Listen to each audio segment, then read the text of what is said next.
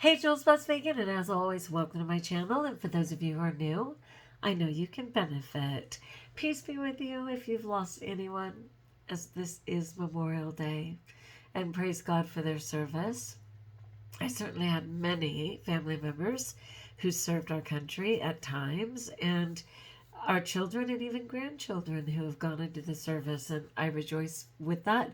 I don't think we lost anyone in active combat, though. So, but I do know, especially some younger kids, right, in the more recent wars. And I pray every moment. So peace be with you if that's your case. Thank you for people who supported me yesterday in learning about losing our precious Snowbell and having to send her too soon. Isn't it always too soon? To the Rainbow Bridge. But thank you so much for that. I have an important talk on why consuming oil in our diet, is bad for us. And, it's controversial in the vegan community because people certainly talk about the Mediterranean diet and the benefits of things like olive oil, and others are sure that avocado oil is amazing. And don't forget coconut oil. And, it's a big deal. And I did mention Dr. Stephen Gundry, who's like a, cardiovascular surgeon, and he swears by consuming olive oil daily. And I should follow the money trail because I honestly wonder if he's sponsored by that. But I am in the camp that oil is bad for us. And if you are a plant-based vegan, then SOS, which is really calling for help, right, is to avoid sugar, oil, and salt, right? None of it's necessary in the success of a whole food plant-based diet. And vegan is a way of life and a desire to protect sentient beings. It is not a diet. The whole food plant-based is the diet for a vegan, right? Okay. It's been really windy today and I'm having a bunch of allergies. So bear with me because I do want to share this talk, and I will include it in the description of the video as well, of course. And this comes from 5-Sec Health, like 5-Second Health, and I think it's a good one. There are lots of hyperlinks for those who would like to delve deeper. So it says, vegetable oils are known to contain the healthy essential fatty acids, where olive oil is especially known for its heart-healthy benefits. Like everybody totes that, right? Now there is popping up all kinds of popular health oils, such as avocado and coconut oil. You've probably noticed for this individual that the recipes do not contain oil, and that is not a coincidence. It's intentional. Okay, oil is not whole food plant-based. I know. Basics first. All oils are pure fat and highly refined. It's nutrient-depleted food fragments. That's an amazing statement. It's nutrient-depleted food fragments. Meaning, yes, it is derived ultimately from some form of food, but it is not a plant. Okay. Oils derived from plants are no longer intermixed with the naturally balanced environment of proteins, carbohydrates, vitamins, minerals, and thousands of other chemicals found originally in the plants. And of course, there's a hyperlink. We do need fat from different sources in our diet, but fat from oil is not one of those sources. We do not need oil in our diet. I was just talking to a loved one, if you will, and she's convinced that she needs flaxseed oil every day because she read some amazing author who said consuming flaxseed oil is so smart. And I was like, you can consume the flaxseed and just make sure that you ground it just prior to consuming it so that it doesn't go rancid. But in no way do you need to consume the oil in oil form. She wasn't convinced, and she was telling me she'll send me the book for me to read, and I'm like, you'll be wasting your money. I am not going to read another book. I already know why oil doesn't work, but this article, well, should have convinced her. Maybe it will weigh on her. I don't know. So it says, what about essential fatty acids? Our bodies can't synthesize some basic elements. These must therefore come from what we eat. The elements are 11 vitamins, 8 amino acids, and 2 kinds of fat. All of these essential nutrients are made by plants except for vitamin D, which comes from the sun, and B12 from bacteria. And that bacteria used to be readily available in soil.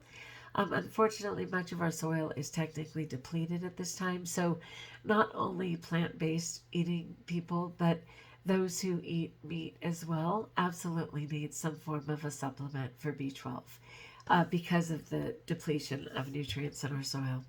So it's only plants that can synthesize omega-3 and omega-6 fats, the essential fatty acids. Those are the two. It's not, let's listen to this, it's not the fish that make the omega-3. It's the algae that the fish eat, okay? Which is why we never need fish oil capsules. We can just go with the algae. You know, and it's the same thing where they're like, you can only get meat, protein in meat. And it's like, there only is protein in meat as a byproduct of the plants that those animals consumed. It just goes on and on, right? Okay. So with that said, we do get the essential fatty acids we need from plants. Omega-6 and 3 are important to us because they assist in the formation of cell membranes, transportation and oxidation of cholesterol, and the production of hormones. But when we choose to get the essential fatty acids from oil, let's listen to this. When we choose to get the essential fatty acids from oil, we're not only getting the good stuff, as suggested above, it's also hurting our arteries. And that's why I believe so important. Here's the risk of heart disease. Saturated, mostly animal and coconut oil, monosaturated, which is olive oil, and polyunsaturated, which are the omega-3 and 6 oils, fat are all associated with increase in the arteriosclerotic lesions. It's just a terrible thought. Again, a hyperlink. All kinds of oil, including olive oil, are found to contribute to arterial damage and also the progression of heart disease. Let's read that again. All kinds of oils, including olive oil, avocado oil, coconut oil, which should only be used on the skin, are found to contribute to arterial damage and also the progression of heart disease.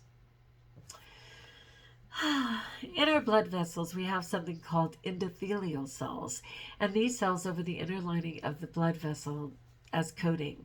The function of the endothelial cells has several critical functions, and one of them is to ensure proper blood flow to and from the heart. Endothelial function also maintain the proper dilation and constriction of the blood vessel. Proper dilation. Olive oil, let's hear this. And this is where, like, I talked about Dr. Stephen Gundry. He's supposed to be this world-renowned, cardio surgeon. And he's the one who says, based on the Mediterranean diet, to have at least a tablespoon of olive oil a day. And I'm like, dude, do you read your own stuff? Like, I don't get it. I have to follow the money trail. He may be sponsored by olive oil, right? Anyway, olive oil is found to have the same impairment to our endothelial function as high-fat foods like sausage and eggs. Now, this person was arguing flaxseed oil, but oil is oil is oil is oil in the body. Olive oil is found to have the same impairment to our endothelial function. That's super important function, that lines the lining of the blood vessels, allows for critical functions of proper blood flow to and from the heart, etc., as high-fat foods like sausage and eggs. And people are directly consuming it. Wow. It's not just olive oil. Other oils also have been shown to have deleterious, which is like detrimental, results on endothelial function. Studies found a significant decrease in endothelial function that appears within just 3 hours after a meal, no matter what the oil was. If you consume a meal with oil, within 3 hours, the endothelial function is impaired. This is note to self, because sometimes I compromise and have something with oil in it. And, by definition, whole food plant-based diets, and vegan, of course, is not a diet, right? Vegan is a sentient being protection program, if you will. But they consume whole food plant-based, says SOS. right? No salt, no oil, no sugar. So in one of these studies, they found that the endothelial function decreased 32% and that all oils cause the arteries to vasoconstrict or shrink temporarily. Although studies show that people on a Mediterranean diet, which is a diet loaded with olive oil, have heart benefits, these benefits are most likely due to the diet being almost vegetarian. Because I know it has lean meats like fish. So it's not the fact that they consume the olive oil. It's just that they no longer consumed the processed nonsense, right? And then if they forward the oil in addition to all of that, it'd be even greater benefit, right? So coconut oil doesn't have a free pass. It's actually worse than other plant oils because of its high saturated fat content. Yeah. Weight gain. The damage in our arteries is not only bad quality of oil, weight gain is also one of the bad qualities.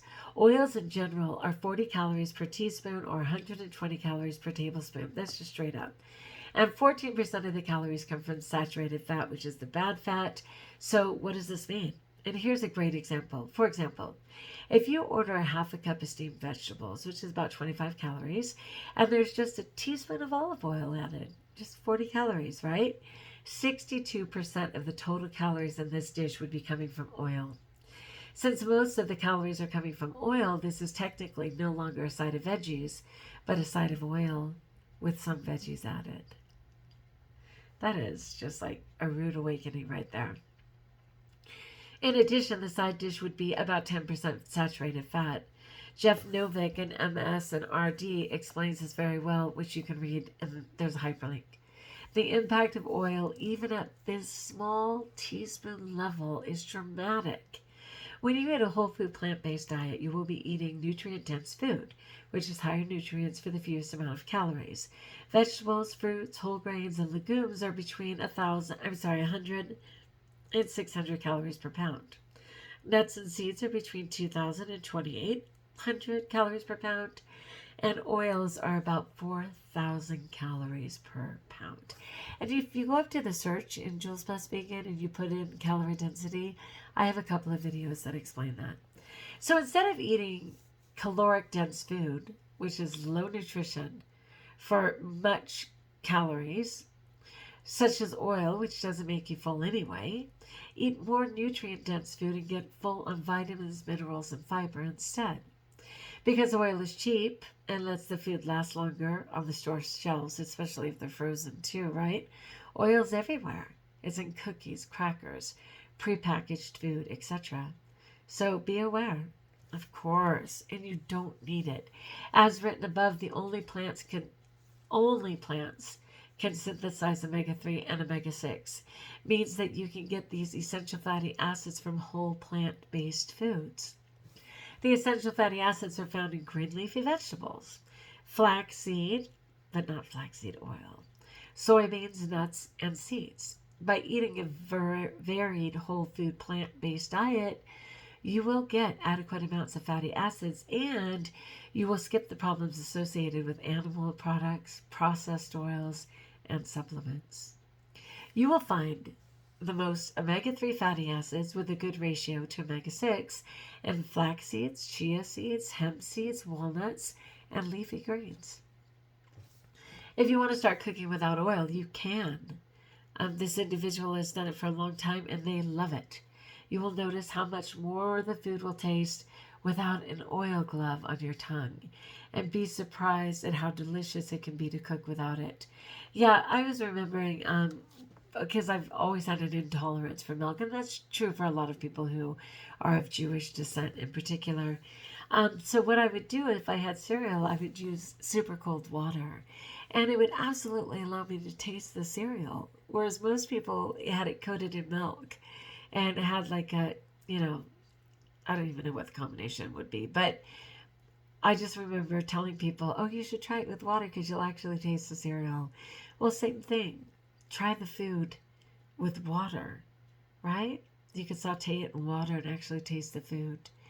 So it says this website explains how to cook without oil very well. Please click here. And again, I'll include it in the description of the video. But This was a reminder to myself of why it's imperative that I do not stun my body and my body's ability to properly pump its blood, especially with my kidney situation, right? By stunning it with oil consumption. Oh. All right, my friends, that's my nightmare. Like if you like Jonas, if you haven't subscribed, let me know in the comments below how I may support you. Does this make sense to you? Were you doing oil and now you're going to not do oil? Are you going to argue like that person and say, no, oil is right? I'd love to hear in the comments below. And until we talk again, best of all, know that you're blessed.